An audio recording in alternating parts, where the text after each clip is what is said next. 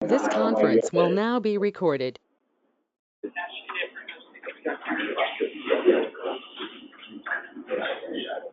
All right, good morning. It is 10:30 on June 13th, 2024. Today's Isicsb meeting will be called to order. If Holly, you could do roll call at this time, and board members, introduce yourself when you're called out. Okay, can you hear me okay? Yes. All right. Wendy Hess, Wendy Hess, present from Woodbury County, representing Communication Centers. Travis Solom, Present, Warren County, representing Communication Centers. Mindy Benson, Mindy Benson, Blackhawk County, representing Iowa Emergency Management Association. and Michelle's not here today. Curtis Wooten, Present, representing Volunteer Fire. David Ness, Municipal Police from Des Moines. Dan Zank, Jeff Vanderwater, Present, representing Sheriffs.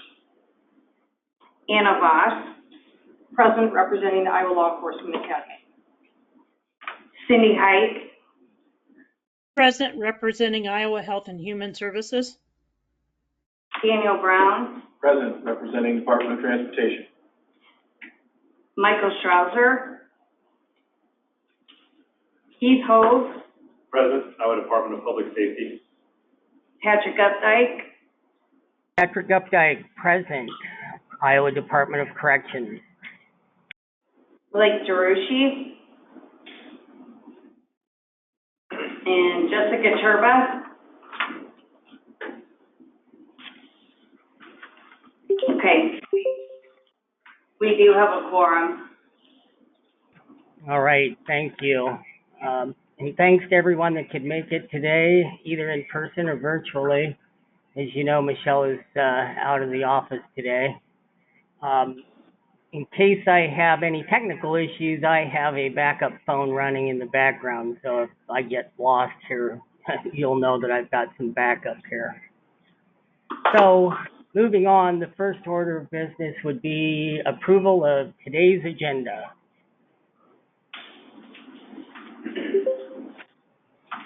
Motion approved. Second by Benson. We have a motion and a second. Any other discussion? All in favor, say aye. Aye. Aye. Opposed, same sign. That is approved. The next item is approval of meeting minutes from May 9th, 2024. Ness moves.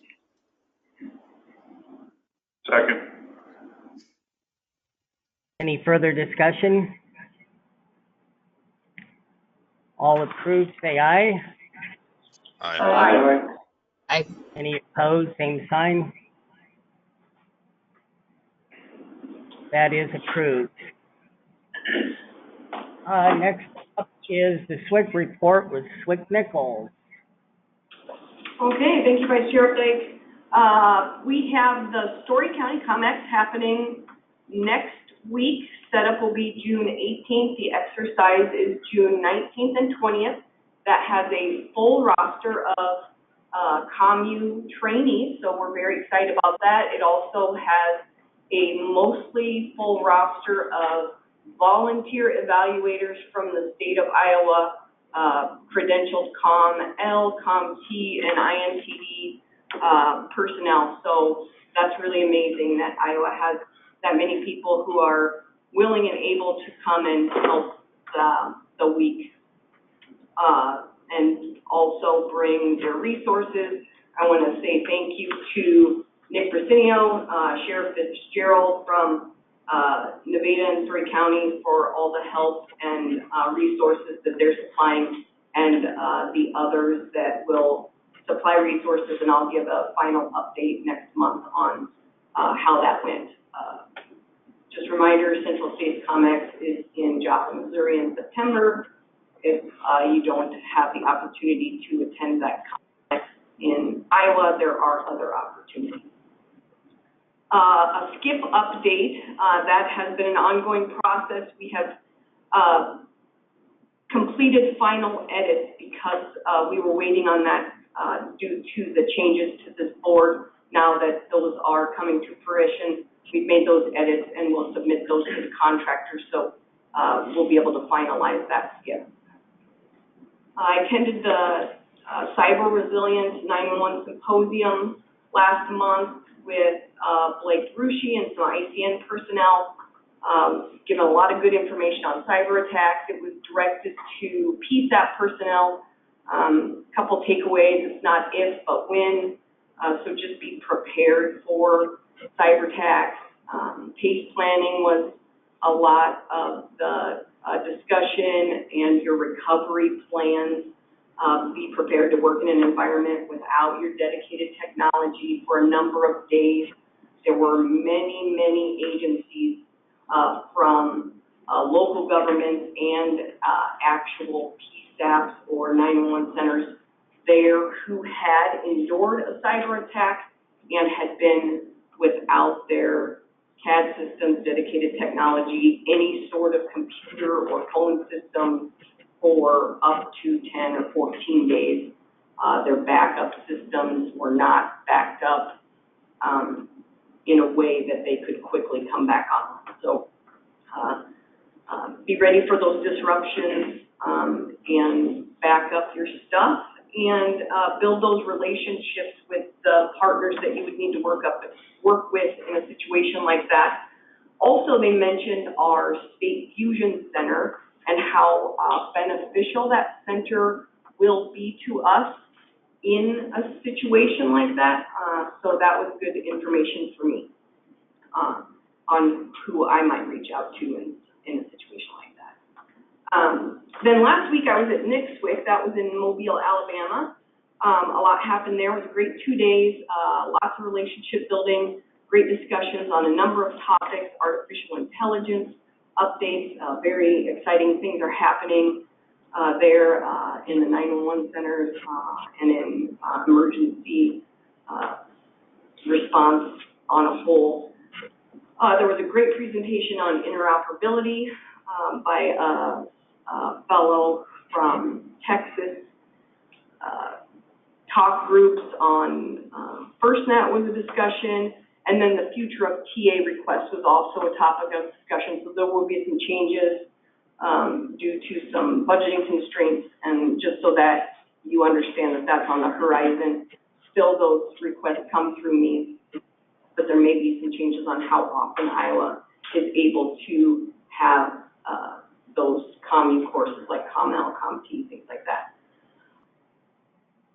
Discussion on the number of states who are looking to work on BDA standards, for instance. So I had people coming up to me who had heard that we were working on our bidirectional amplifier standard and asking where we were in that progress.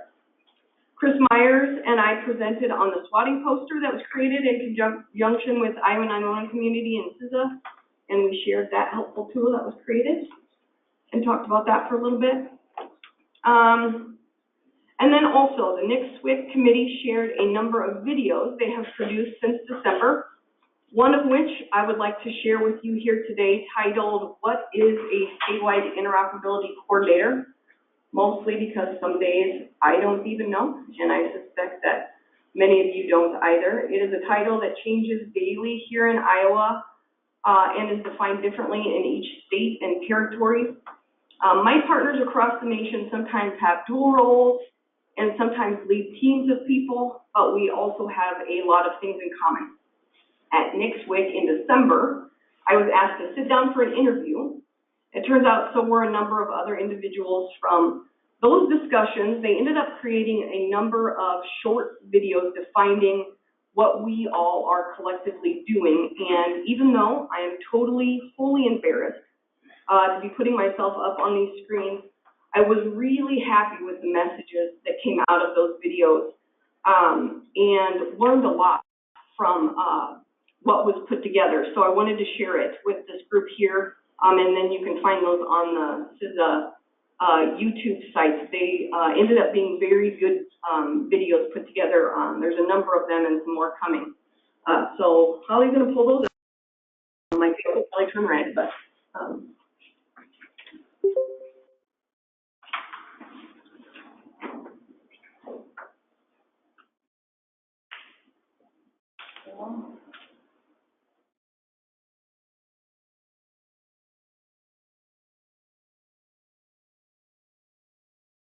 maybe not. I don't know why the volume's not. No speakers. Darn it. Okay, anyway, we won't worry about it. But those are on the YouTube thing. I was hoping we could play it because that is a really good video, but not working today. And then finally, this is Captain Pierce's last Isicsb board meeting, and I would just like to take the opportunity to thank him for the support. You could just shut that off, Holly. There's no point to run this. To what? Thank you, sir, for the guidance that you have given me personally over the last year and a half. You have been a tremendous mentor, just in the office. You've made it enjoyable to come to work. Every day, it's really been a treat, from the weekly meetings and the nicknames from Fred to Swickles, and so you will definitely be missed. Thank you very much. Thank you. It's a pleasure. Really is. That's all I have. Thanks. Thank you for that report. Any questions for Swick Nichols? All right, moving on. We're now at the 911 Council report with Program Manager DeRusse. Hi, I will be Blake for today. First, an introduction. My name is Kayla Beckerdite. I am with Iowa HSEMD. I'm supporting the 911 program and the Alert Iowa program.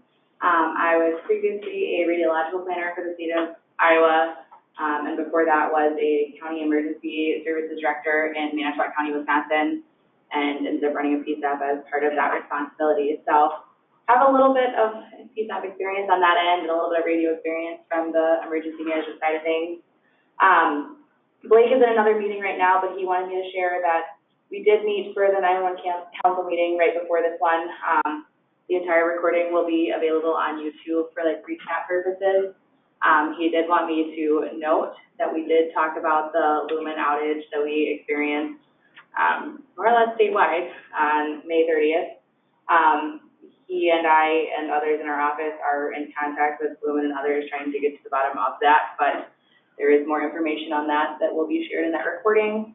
Otherwise, if you guys do have any further questions, I would ask that you send them to Blake, because I don't know how helpful I will be in answering them. But nice to meet you all. Thank you.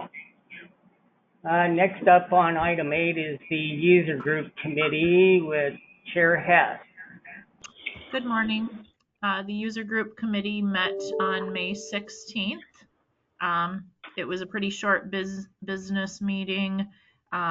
Just reviewed one application that will be later on the agenda. So I don't have anything else to share. Thank you much. Item 9, Finance Committee, Chair Brown. Thank you, Vice Chair Updike. The Finance Committee did not meet this last week. I guess it was last week. We didn't get the financials until the beginning of this week. I have reviewed them. They looked pretty normal, pretty usual, a little bit low, but normal otherwise. Thank you, sir. Item 10, Governance Committee, Chair Ness. Governance Committee met on June 3rd, and we made slight or minimal changes to a couple policies and checked those off. There was another policy that we thought maybe needed a little more attention, and that has been communicated to the chair, and I think she's strategizing about how to update that language with involvement from some other committees as well. So 2 of the 3 we were able to approve with just minimal changes. It does not require board vote, and the 3rd one is kind of in the queue to be considered by others. So that's concludes my report. Thank you. Thank you. Any questions for Chair Ness? All right. Item 11, Operations Committee. Swick Nichols, are you handling that? Sure, yeah. Vice Chair Hoffman left the room for another meeting. The committee met and discussed the top group that's being worked through the REM CDP working group. And there were discussions on that. The committee had no further edits to make to it, and it is on the agenda for later in the meeting. Okay, thank you. Swick Nichols, is that something that maybe we should put on the screen for people to look at when that comes up? Yeah, I'd be happy. We can discuss it now, or we can discuss it later. You know what? Let's just pull it up real quick so people have a. There are a number of people in the room from that grant working group, so if there's anybody on the call that has questions about that specific standard, it's called Medical Interoperable Communications. Isicsb standard at this point. It hasn't been numbered yet. Is this the one you want to Yes. pull up? Yes. Okay.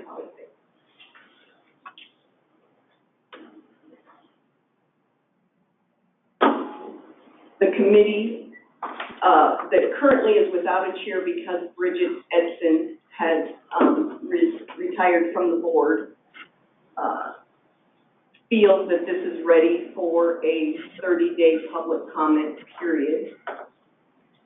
The purpose of the standard is to establish the operational use of the Isicsb statewide and regional interoperability top groups for establishing and maintaining the medical communications as provided in the listed new top groups for the system.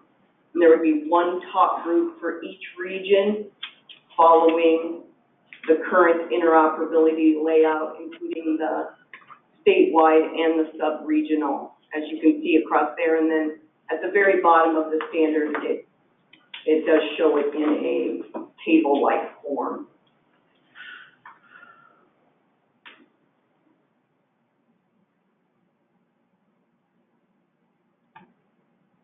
Okay.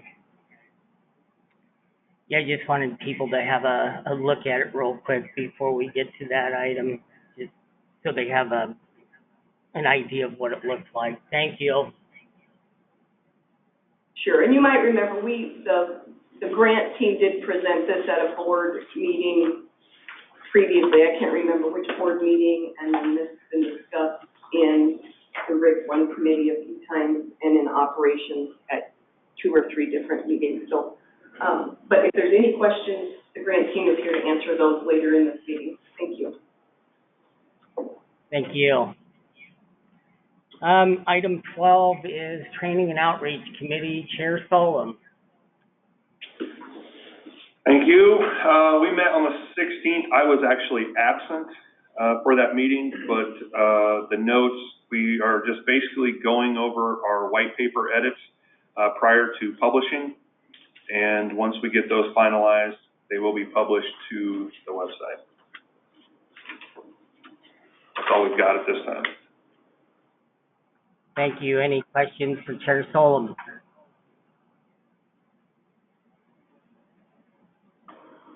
All right. Next up is item 13, which is kind of unusual because that's the Technology Committee. And actually, this is my 13th year on the board, so how weird is that? So the Technology Committee met on June 4th and we continue to work on a draft standard 2.4.1, which is discussing bidirectional amplifiers. We're looking at the original wording. I haven't deleted any of the original wording, but I'm adding some things to it that would address licensing, or not licensing, but registering Class B amplifiers, but also registering Class A bidirectional amplifiers. And so if you're not aware of how that works, the Class B amplifiers have to be registered with the FCC, but Class A does not. And so the concept is that within the state of Iowa, if we set up a standard that would possibly have the users register both Class A and Class B, then we could develop a running database for the system administrators to be able to track those, so that in the event of a problem, they would be able to narrow those issues down. So that's some of the first steps that we're working on.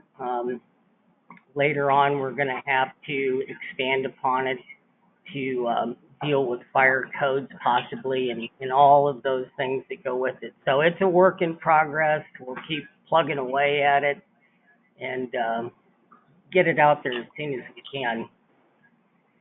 I also wanted to address some of the things that we're still working on in the technology committee. We're still waiting on the 6 additional frequencies in the 700 meg band that we could add to our iTalk list. Once that licensing is complete, then we would update the ICS 217A to show that. Was at the last RPC meeting, and if Rob Denner's here, maybe he can speak to this, but there needs to be a plan developed within the RPC to lay out how the 800 meg frequencies are utilized in the state. So the idea behind the 800 meg is so that we can add that to our ICS 217A scene of action channel plan. And it's working. We're also still working on standard 3.11.0. We've kind of put that on the back burner. And we still have the topic of discipline-specific encryption for law enforcement within the Isicsb system. So those are all things that are still out there, need to be worked on. Hopefully we can get it done by the end of the year, and time will tell. So that's all I have for the technology report. If you have any questions.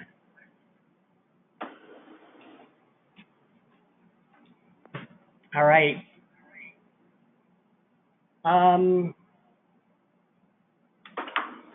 Next up is the FirstNet Broadband Subcommittee, Chair Benson.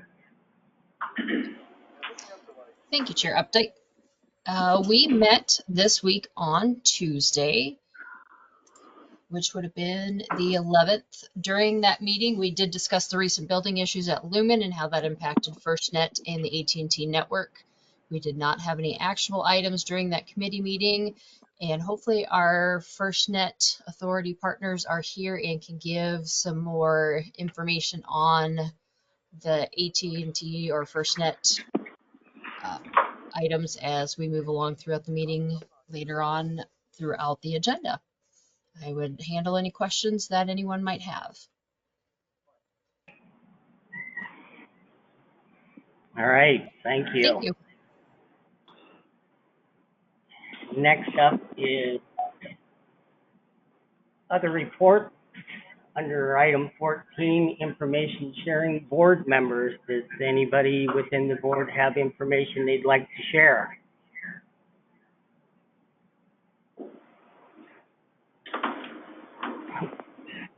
I'll go ahead and share some information here. Like I was saying a few minutes ago, I started the Isicsb board in June of 2011, and this is my 13th year. And I just wanted to tell everybody thanks, past and present, for the opportunities that you've given me. I've met some really great people, and I've always enjoyed working around all of you. And I hope things continue down the route that they're going. I think the board's doing good things, and we'll just see what time tells us in all of this. So thank you to everyone for everything you've done to help me out. Appreciate it. Next up is the Isicsb System Administrator Report with Scott Richardson.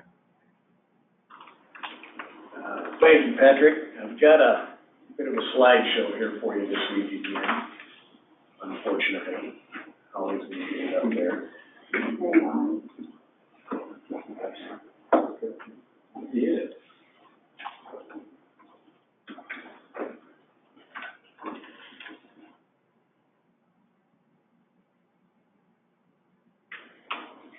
Did you want me to just play that video? Well, no, you can go through the actual presentation up there at the top. Do what? So up at the top where it has the little play button. Up. Where? Clear, in between design and transitions up at the top. On the red line. Yes. Keep going. Higher. Up higher. It's in the little, What am I looking for? yeah, that little icon right there. There? Oh. Yeah, it's that one. Yeah. Okay. And then if you click the space bar each time, it will progress through. All right, so this is covering last month. Go ahead, next slide, Holly. And we're going to start off with Adair South storm damage. As you know, tornado was experienced there not too long ago. Next slide, Holly. And this was the scene that greeted us as we pulled into town the next morning. Stripped trees, destroyed buildings. I'm sure you guys have all seen the photos on the news and video. Next slide, Holly. These are shots from southwest of Greenfield as we traveled on further down to Adams, and that update will follow this one. You'll notice the tornado stripped off windmill blades, collapsed wind turbines, turned over vehicles, quite a bit of damage. So go ahead, next one, Holly. When we pulled up to the site, this is what we were greeted with. Fence was destroyed. There's tornado debris strewn throughout the tower structure itself. You'll notice on the photo on the left-hand side, the cable ladder that attaches the cables that run up the side of the tower. That thing is bent in several places. Next slide, Holly. This is some more detail of the destruction and debris that impacted that fence along the, I guess that'd be the south and west side. In the lower right-hand corner, you'll see a 2x4 that impaled itself on one of the wires of the netting of that chain link fence. Did not break it, but it sure impaled the board across that piece of wire. Next slide. This is a shot pretty high up the tower. You'll notice the top of the antenna there, that blue mast on the right. That shows you how high up this is. There's a 4x4 that's stuck in the structure of the tower. There's sheet metal from outbuildings also stuck in the tower. Motorola does not want to put climbers on the tower at this point due to that debris. We were talking about with them, they were planning on bringing a crane with a man basket to remove debris from the tower before actually putting people on the tower itself. And go ahead, next slide, Holly. Yep, go ahead. You'll see the destroyed microwave dishes that link this tower to 3 other towers within the region. And actually one dish is completely gone. You'll see the mount for it still there, but the dish is missing completely. And next slide.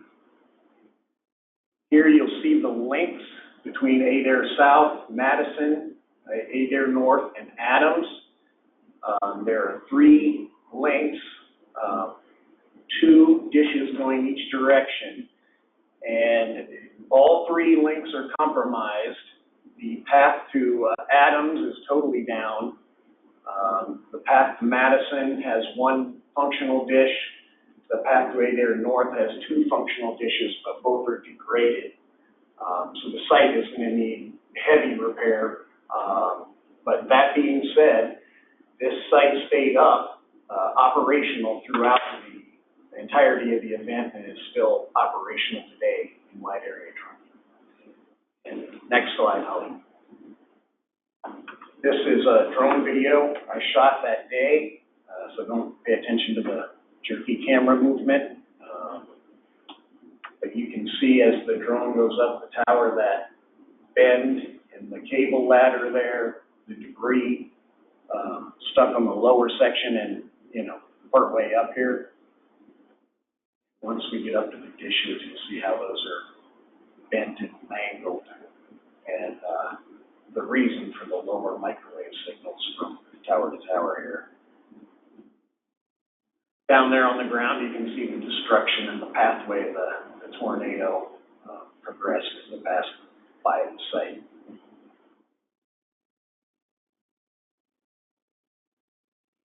And there's our bent dishes at the top of the tower. As I pan over to the left here, I was trying to show the pathway. You'll notice kind of a grove of trees that have been stripped of their leaves, vegetation, and even further back, there's another grove you can barely see. It's kind of by that lake or pond, and it shows the path that tornado had taken. As I start to come back down the tower, also painted to the right, you can see the pathway it took through town. Isicsb sending higher water. Isicsb State Hospital sending higher water. Isicsb State Hospital. That audio is not from this video, by the way. And you can see the path it took right through town there. So went right by the tower and obviously did some destructive damage to our site here.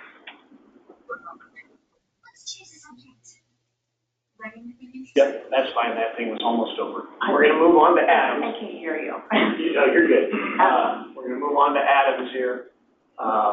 So when we arrived at the Adams site, we did not notice that level of destruction. Obviously, this site looks pretty good from the ground.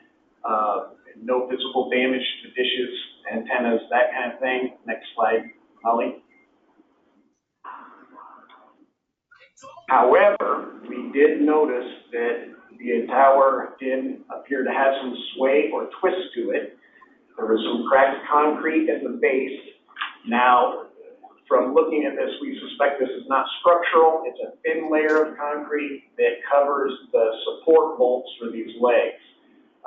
Regardless, Motorola is going to get a structural team out to this tower and Adair South and make sure that both of these are intact and not in any danger. Go ahead, Holly, next slide. This is another photo of the same. We found this on 2 different legs. The third leg was okay, but 2 of these had cracked concrete around those bolts. And next slide, Holly. And that brings us to Montgomery, Villisca. This is a locally owned simulcast cell, and as you can tell from the picture on the left, that site did collapse. It's on the ground. The site is shown in the map inset with the green ring around it. The other 2 sites in Montgomery County are operational and currently working as they should through the connection to the Adams site. Next slide, Holly. And here is another photo of that tower after the collapse. And there again, on the text on the side, you'll see that the other sites, Red Oak and what they call the North site, those are both operational. And obviously this one is not. And we don't have any TA for replacement at this time. And next slide. Go ahead, Ollie. Other maintenance-related issues, Beaverdale had an intermittent receive issue that we believe now has been fixed with the replacement of a receive antenna. Several sites, due to storm damage, severe winds, have had tilted antennas. That's Mason City, Van Wert, and Story. Mason City had a tower crew there yesterday.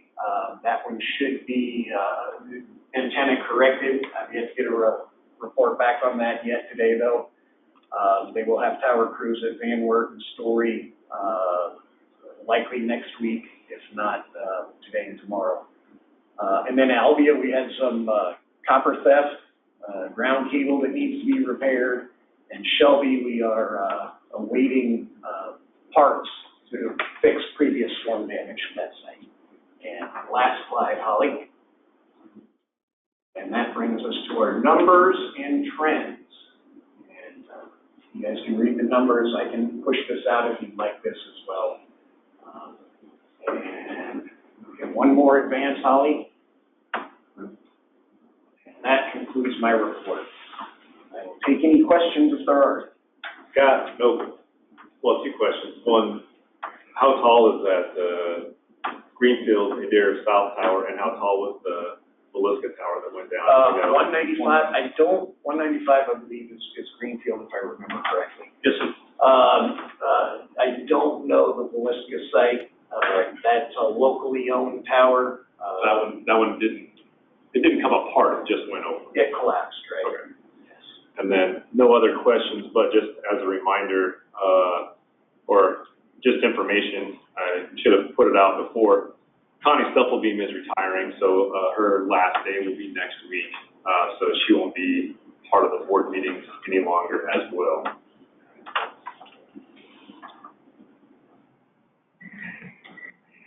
Scott, this is Patrick. I just got a quick question. So with the towers that collapsed and took the damage that it did, everything else stayed up, right? I mean, you didn't have tower sites that went into isolation from the rest of the system because it was built with all the redundancy in it, correct? That is correct. Those other two sites within that simulcast cell kept that simulcast cell up and running, and they are using the microwave path back to the Adams site. So yes, with the exception of the one on the ground, all other towers are operational. All right, great. Thanks for the info. 94.5 meters. Was the copper theft another one, or is that still the same we talked about? We've had a couple sites with copper theft. That one was the newest one, and they're not taking a lot of copper. They'll take 3, 4, 5 feet off of one piece, and it's almost an annoyance, so I don't know. I know we mentioned last month the Albia Tower. Yeah, that was on the last month's bid. Any other questions for Scott? All right, moving along, we will go to the FirstNet Authority with Tom Lampe.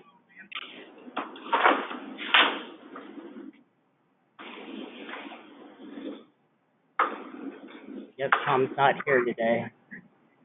AT&T update, Tyler Richard.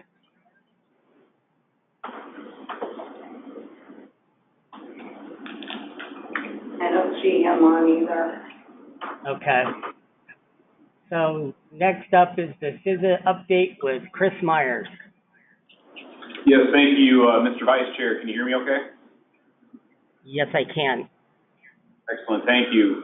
Good morning, Isicsb. Thanks for the time today. As always, it is certainly and sincerely appreciated. We'll start off today by diving into a summary of a lot of products that have been released over the last year or so, and that is the SAFECOM annual report. This is designed to track and report on progress of priorities and initiatives that are relative to the SAFECOM strategic plan And ultimately what that strategic plan feeds back into is products that may be of interest to communication stakeholders. SAFECOM is one of the groups that's sanctioned by CISA and DHS, along with the National Council of Statewide Interoperability Coordinators that Swick-Nichols participates in. Both groups produce a lot of products, and this does summarize the SAFECOM specific ones. And again, it puts it in a nice annual summary, a nice kind of a Rolodex that you can sort through and find something that may be of interest to you. SAFECOM's main goal is to improve interjurisdictional, interdisciplinary emergency communications, operability, interoperability, and security. That report is available on our website if anybody has interest in it. The website is listed right there. If you want a direct link to it, just let me know and I can send it your way. Second topic that I'll talk about today, this will be a couple of slides, is the live network congestion testing that we will do during large gatherings of people. Every so often this does come to the Midwest, especially when a team happens to win a Super Bowl, as Kansas City has done the last couple of years. So like it or not, there have been Super Bowl celebration parades in Kansas City, and we've had testers out in the field for both events, most recently on 14 February 2024. Just to put this in perspective for you, cellular networks do tend to get congested when you have a large number of people flood an area. And in this case, we had approximately 1 million fans dive into an area that was approximately 4x4 blocks at one point in time. So just a ton of people. It actually exceeded the crowd from the Super Bowl parade in 2023 by about 200,000. In this case, we had teams out there doing live network congestion testing. You'll see that abbreviated as LNCT, and we do that in coordination with public safety agencies. So number one, that they know that we're there, and number two, so that they know that we're going to try to get them some data on the other side of it, and I'll show you that here shortly. Before we do dive into a little bit of the data, you'll see something called barring in the table. That is basically at the point where our equipment detects that the cellular network is being congested and service to its subscriber units, as in cell phones, is now being affected. We did test 4 major carriers during the Super Bowl parade, and we noted congestion in all 4 of them to the point where things like WPS were necessary to have a higher probability of completing a phone call. And we also noted some network anomalies. In the case where we find out that during that live stress testing of a network, it does something weird to that network, we share that data privately with the affected carriers so that they can go ahead and make improvements to their network for the next time this happens. In the case of Kansas City, I've been told that they have a chance of maybe hosting another one of these parades next year, so we may be doing this again next year, but we'll see. Before we dive into the table, call completion rates for mobile origination points is what we're showing here. You'll see that being abbreviated as MOCCR, and what that means is that you have a phone in your hand and you have just dialed a number. And then the call completion rate below that shows the probability of that call actually completing. We did about 3 hours of actual network testing, and you'll see that in many cases with the networks, barring or congestion was noted in the majority of the time that we tested. In the instance of all 4 carriers, WPS did have a higher call completion rate during some peak barring times. There were some carriers that did very well without WPS as a supplement. But overall, WPS once again showed merit as to why this is offered for agencies as a supplement to what they may already have within their organization and within their carriers. A couple of things I want to point out, Holly, if you just advance to the next slide. When I talk about network anomalies, we did notice a few things that did happen with Service Provider 1 and Service Provider 3. Service Provider 1 had something happen within the network that basically prevented all calls from going through for a certain amount of time. We were able to detect what was happening during that time period, and we have turned that data over to provider number 1 so that they can make adjustments to the network for the next time. With carrier 3, the interesting thing that we noted was that the network was behaving like it was severely overloaded, but it did not report barring. So we've turned that data over to them, and they are also taking some level of corrective action.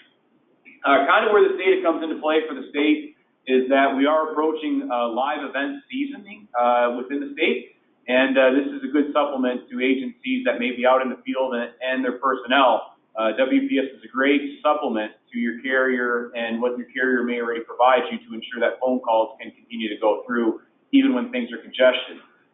Just for reference point as well, even during hurricanes where we have significant damage to networks, the call completion rates when WPS is invoked in those scenarios tends to be above 85 to 90% or higher, even when infrastructure is severely degraded. Finally, on the next slide, we do have some regional news of note to pass on. Central States COMEX is coming up in mid-September in the Joplin-Quapaw area.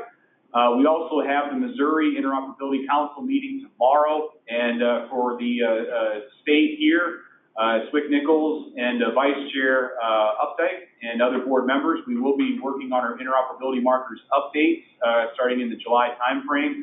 Initial emails will likely go out after Independence Day, and then work will start in earnest on that as well. That is my report, Mr. Vice Chair. I can go ahead and take any questions. All right, thanks, Chris. Next up is item 15, old business, which there is none, so we'll go to item 16, new business, and the first item is new Isicsb user approval. Chair Hess. Good morning. This morning we have in front of us a level 4 application for Floyd County Communications. Level 4, they're doing a radio project, putting up a new tower. So I will make a motion to approve that application. So we have a motion. Is there a second? Second. We have a second. Any further discussion? All in favor, say aye. Aye. Aye. Aye. Any opposed, same sign. That is approved. Next up is approval for 30-day comment on the medical interoperable communication standard, which is the document that we looked at earlier. Swick Nichols, do you want to just speak to that again real quick? Yeah, absolutely. So Holly, maybe you want to pull that back up. It just talks about the talk groups that we are suggesting for interoperability on the system. This is not specific to any operational local talk groups or hospital specific. And then there is, it discusses the procedure, some constraints with the system, and then on the screen currently there is an example of how you may use this talk group, and we plugged Carroll County in as the agency in the example for no other reason than the ORAP started the project off and it was the one that we pulled out, I guess. So it's just one example. And then these talk groups will be encrypted talk groups, and so encryption is part of the standard. And the operations committee believes that this standard is complete and ready for a 30-day comment period to be opened up for public comment for any additional needs that it may require before it is adopted by the board. There is currently no operations chair, so we would need somebody from the board to make that motion for the working group. Are there any questions for anyone on that grant working group? We do have a number of members in the room.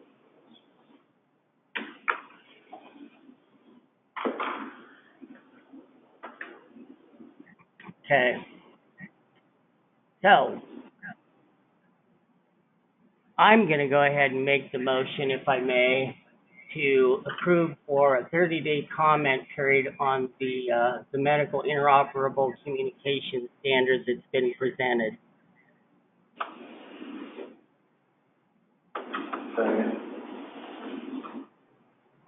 Second. Okay, thank you. Any further discussion?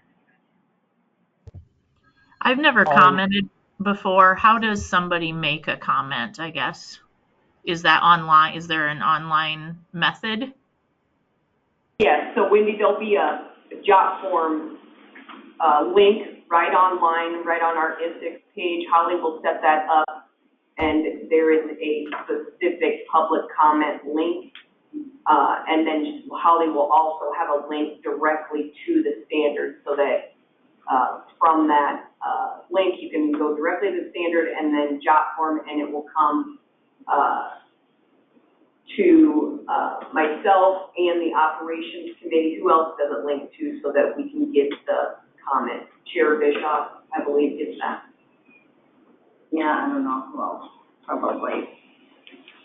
I do, but I don't know if that's The committee chair usually gets the comments also, so, and then we'll share the public comments at the meetings also. Thank you. Any further discussion? Okay, all in favor of this, signify by saying aye. Aye. Any opposed, same sign. And that 30-day comment is approved. Thank you. Next up is INTD credential, and I really don't want to butcher Dallas's last name, so. Cargo. Thank you, sorry. Slick Nichols. Okay. Yes, thank you very much. So we have two credential presentations here today. It looks like we have three on the board, and Cammie Mainbridge I don't see in the room. So if Dallas would please step forward, we'll present him with the Incident Technical Dispatcher credential. He has completed his position task book and is now another credentialed commune in the state of Iowa, which is wonderful for us and all of us, so we can continue to have these successful exercises. And hopefully maybe he'll come to Story County and sign off on a couple of training task books. So thank you and congratulations.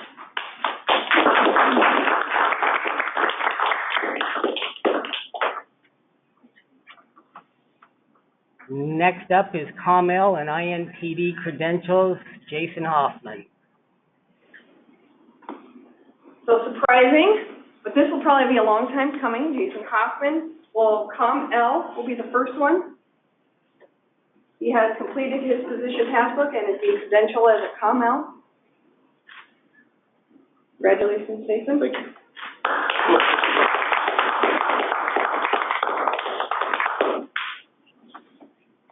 Sit back down and walk back up. Too big for that. Still sweaty.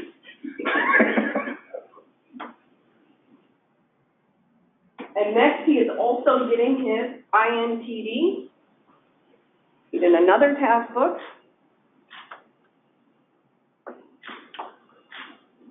And thankfully, he has been able to come, and he will be at our Story County Comics signing off on task books. So we are so thankful that our individuals continue to come. And then, like I said, Cammie Mainbridge from DPS is being credentialed in INTD and. Move it up for her.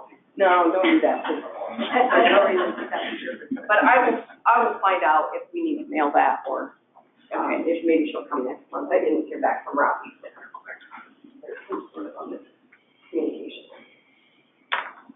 So All right, congratulations to you, all of you. So moving on, we are at item 17, public comment. Anyone in the public who would like to speak up? Yes, sir. This is Captain Pierce with DPS Communications, and I would just like to give optics to everybody here that, in case of interest, about 7 months ago, DPS embarked on a mission to identify and acquire a CAD RMS with warrant management program, and which we desperately needed. And we took under consideration for this Motorola, Central Square, and Tyler Technologies. All three were strong companies, and all three had programs that would be suitable for a large agency of our size. During our assessment, we engaged with CISA and experts from Johns Hopkins University's Applied Physics Lab, who are very versed in CAD and RMS, and they had conducted an independent review of our process as we went through this over the past 7 months. And we have come to a conclusion that we are going to be proceeding forward with Tyler Technologies solution. We believe that for our organization, that Tyler's best suited, and though all three are very fine companies. We are proceeding right now with contract negotiations, and we'll see how that goes. And we are seeking to purchase this off a state master agreement. And that's all that I have. Thank you, sir. Any other public comments? All right, well, I'd like to thank everybody for showing up, and any apologies if I made any daft mistakes here today. We'll go ahead and adjourn. Can I have a motion to adjourn today's meeting? So Moved. Do we have a second? Second by Benson. Thank you much. All in favor, say aye. Aye. Any opposed, same sign.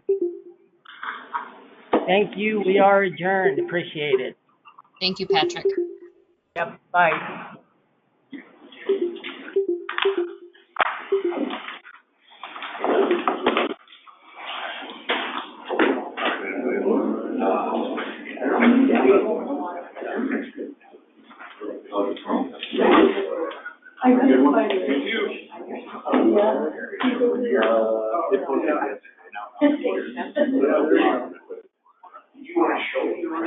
No, I just didn't know if we were dropping a plug in here. We're not. Don't worry about it. I just didn't want you to think that I was. Oh, gotcha. You read it out. I have not read